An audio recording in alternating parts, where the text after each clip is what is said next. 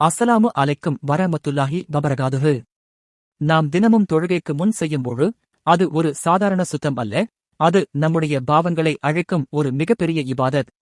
நபிகள் நாயகம் அவர்கள் கூறினார்கள், ஒரு முஸ்லிம் ஒழு செய்யும் போது, அவன் முகத்தை கழுவும் போது கண்களால் செய்த பாவங்கள் வெளியேறும், கைகளை கழுவும் போது கைகளால் செய்த பாவங்கள் வெளியேறும், கால்களை கழுவும் போது கால்களால் நடந்த பாவங்கள் வெளியேறும். அல்லாஹ் அக்பர். ஒரு ஒழுவே நம்மை எவ்வளவு தூய்மைப்படுத்துகிறது பாருங்கள்.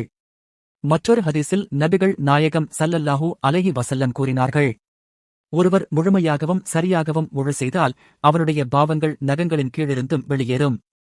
அதனால்தான் ஒழுவை அவசரமாக அல்ல, அழகாகவும் கவனமாகவும் செய்ய வேண்டும். மேலும் நபிகள் நாயகம் அவர்கள் கூறினார்கள், ஒருவர் ஒழு செய்து தொழுகையை நிறைவேற்றினால் அந்த தொழுகைக்கும் அடுத்த தொழுகைக்கும் இடையிலான பாவங்கள் மன்னிக்கப்படும். சுப்ஹானல்லாஹ். இன்னொரு முக்கியமான ஹதீஸ். தூய்மை என்பது ஈமானின் அரைப்பகுதி. அதாவது, ஒழுவின் முக்கியத்துவம் எவ்வளவு உயர்ந்தது என்பதை இது காட்டுகிறது.